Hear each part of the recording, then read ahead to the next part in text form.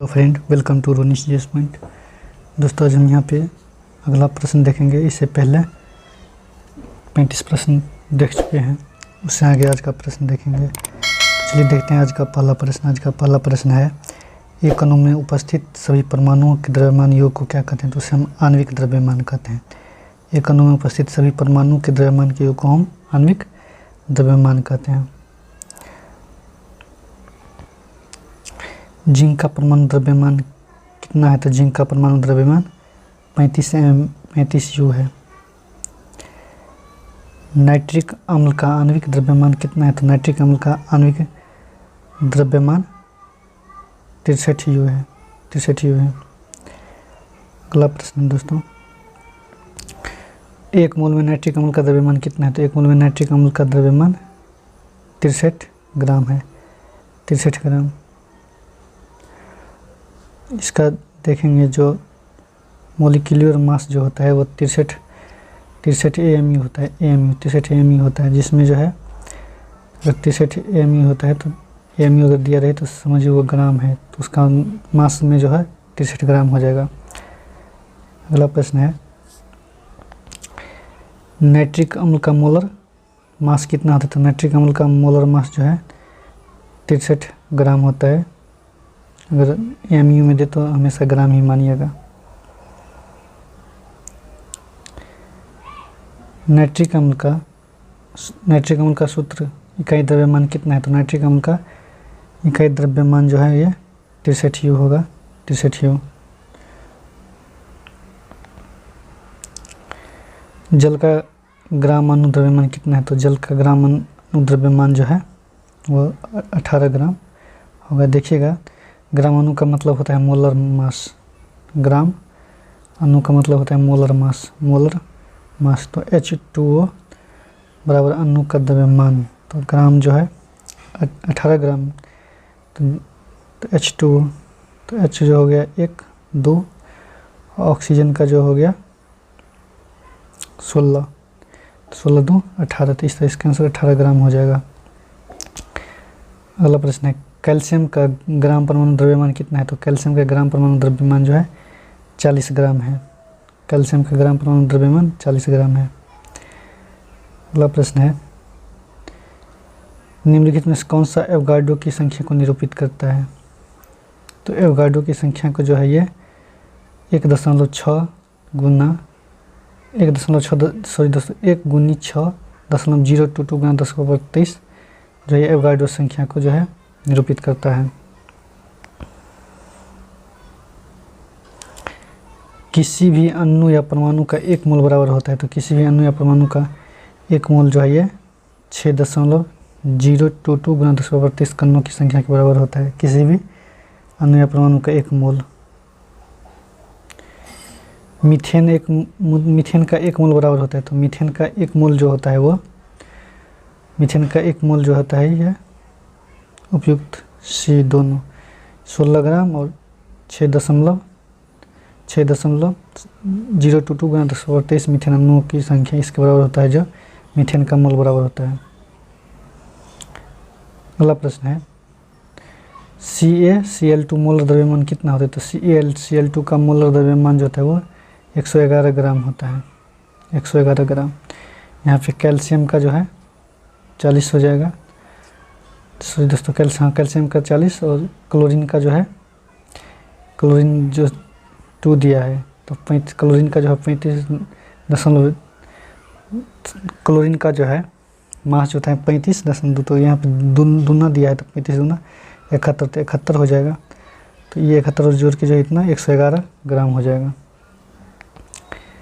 52 ग्राम helium में मोलों की संख्या कितनी होती है? तो 52 ग्राम हीलियम में मोलों की संख्या जो है वो 13 होती है। कितनी? 13। अगला प्रश्न है, यहाँ पे 13 कैसे हुआ दोस्तों? अगर 12 ग्राम हीलियम दिया है तो नॉर्मली जो है 52 ग्राम हीलियम, तो हीलियम में जो है 4 ग्राम होता है। तो 4 ग्राम बराबर एक मोलर मास में जो 4 ग्राम होता है। तो सिंपली जो है 52 में 4 से भागा दे दीजिए तो ये 13 निकल जाएगा। अगला प्रश्न है, 48 नंबर प्रश्न 12.044 गुना 10⁻23 हीलियम कणों की संख्या कितने मोल के बराबर होता है? तो ये जो है 2 मोल के बराबर होता है। सामान्यतः सूत्र जो होता है मोल बराबर होता है कणों की संख्या बट्टा जो है एवोगाड्रो की संख्या। तो कणों की संख्या यहाँ पे जो 12 दिया है और एवोगाड्रो की संख्या जो है ये 6.022 गुना 10⁻23 होगा। तो इससे इसको अगर काटिएगा तो जो है 2 आ जाएगा। अगला प्रश्न है मोल शब्द किसने दिया था? तो मोल शब्द विल्हेल्म ओस्टवाल्ड ने मोल शब्द दिया था। अगला प्रश्न है 50 नंबर क्वेश्चन।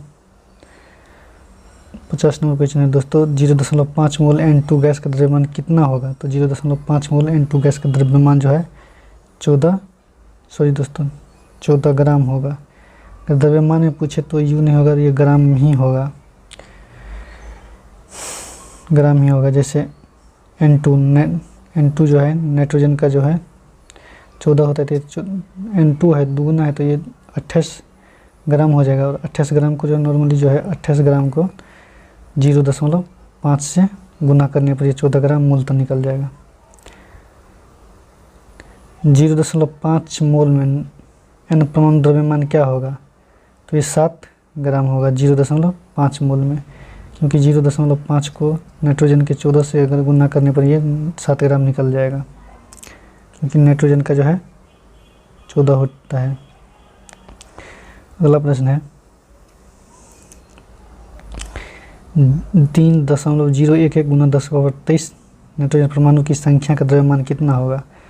तो इनका भी जो है संख्या का मान जो है 7 ग्राम हो जाएगा, 7 ग्राम। इससे पहले का उदाहरण देखे थे उसको फॉलो कर लीजिएगा। 6.022 गुना 10⁻23 N2 अणुओं की संख्या कितना होगा? तो इसमें जो है 28 ग्राम N2 कणों की संख्या हो जाएगा, जहाँ पे जो है कणों की संख्या बट्टा एवोगाड्रो संख्या। तो कणों की संख्या ये दिया हुआ है और एवोगाड्रो की संख्या जो है एवोगाड्रो की संख्या से इसको हम भाग देंगे तो नॉर्मली यहाँ पे जो है 28 ग्राम निकल जाएगा। नाइट्रोजन यहाँ पे 14 निकलेगा, तो यहाँ पे नाइट्रोजन 2 दिया है तो 14 को 2 से गुना कीजिएगा तो 18 ग्राम निकल जाएगा। क्वेश्चन है 46 ग्राम सोडियम परमाणु की संख्या कितनी होगी? तो ये 12.044 में 10⁻23 हो जाएगा, क्योंकि नंबर ऑफ पार्टिकल्स जो है यहाँ पे अणु की संख्या डायरेक्ट मास में नहीं ट्रांसफर होगा, सबसे पहले मोल में आना पड़ेगा।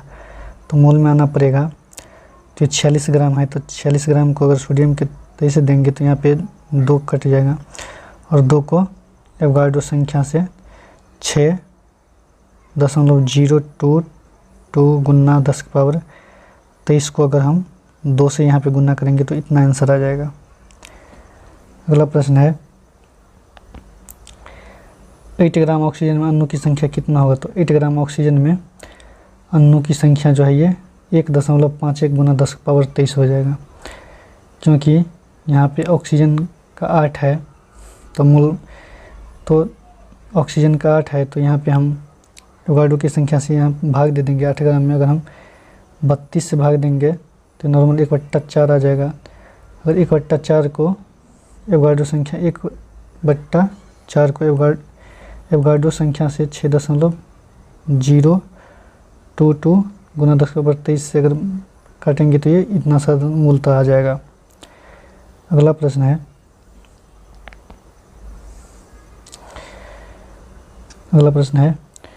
8 ग्राम ऑक्सीजन में परमाणु की संख्या कितना होगा? तो 8 ग्राम ऑक्सीजन में परमाणु की संख्या जो है इतना हो जाएगा, क्योंकि यहाँ पे 8 ग्राम ऑक्सीजन में जो है मोल की संख्या जो है 1.51 गुना 10⁻23 निकला था। तो इसमें एक अणु में ऑक्सीजन के 2 परमाणु होते हैं, तो एक अणु में ऑक्सीजन के 2 परमाणु हैं तो इसको सामान्यतः 2 से गुना कर देने पर इतना आंसर इसका आ जाएगा। अगला प्रश्न है यदि कार्बन परमाणु के 1 मोल का द्रव्यमान 12 ग्राम है तो कार्बन के 1 परमाणु का द्रव्यमान क्या होगा? तो ये जो है 1.99 गुना 10⁻−23 ग्राम हो जाएगा, 23 ग्राम हो जाएगा, क्योंकि सूत्र जो होता है जो जितना 12 ग्राम है, 12 ग्राम में अगर हम एवोगाड्रो संख्या से भागा दे देंगे, जो सूत्र होता है कणों की संख्या बटे एवोगाड्रो की संख्या, तो 6.022 गुना 10⁻23 से अगर भागा दे देंगे यहाँ पे हम, तो ये कट जाएगा, तो ये इतना आंसर इसका आ जाएगा। अगला प्रश्न है, किसमें परमाणु की संख्या अधिक है, 100 ग्राम सोडियम या 100 ग्राम कैल्शियम में? तो जैसे 100 ग्राम सोडियम में जो है परमाणु की संख्या सबसे अधिक होती है। अगला प्रश्न है, किसी भी अभिक्रिया में अभिकारकों और उत्पादकों को द्रव्यमान का योग अपरिवर्तन होता है, तो यह क्या कहलाता है? तो यह द्रव्यमान संरक्षण का नियम कहलाता है। किसी भी यदि अभिक्रिया में और अभिकारकों और उत्पादन के द्रव्यमान का अपरिवर्तन होता है, तो यह क्या कहलाता है? तो यह द्रव्यमान संरक्षण का नियम कहलाता है। लास्ट प्रश्न है दोस्तों, एक शुद्ध रासायनिक यौगिक में तत्व हमेशा द्रव्यमान एक निश्चित अनुपात में विद्यमान होता है, तो इस नियम को क्या कहते हैं? तो इसे हम स्थिर अनुपात का नियम कहते हैं। एक शुद्ध रासायनिक यौगिक में तत्व हमेशा द्रव्यमान के एक निश्चित अनुपात में विद्यमान होता है, तो उसे हम स्थिर अनुपात कहते हैं। तो आज का सेशन समाप्त हुआ दोस्तों। अगर वीडियो अच्छा लगे तो लाइक शेयर सब्सक्राइब जरूर कीजिएगा, और दोस्तों को भी शेयर कीजिएगा अगर सेशन अच्छा लगे तो।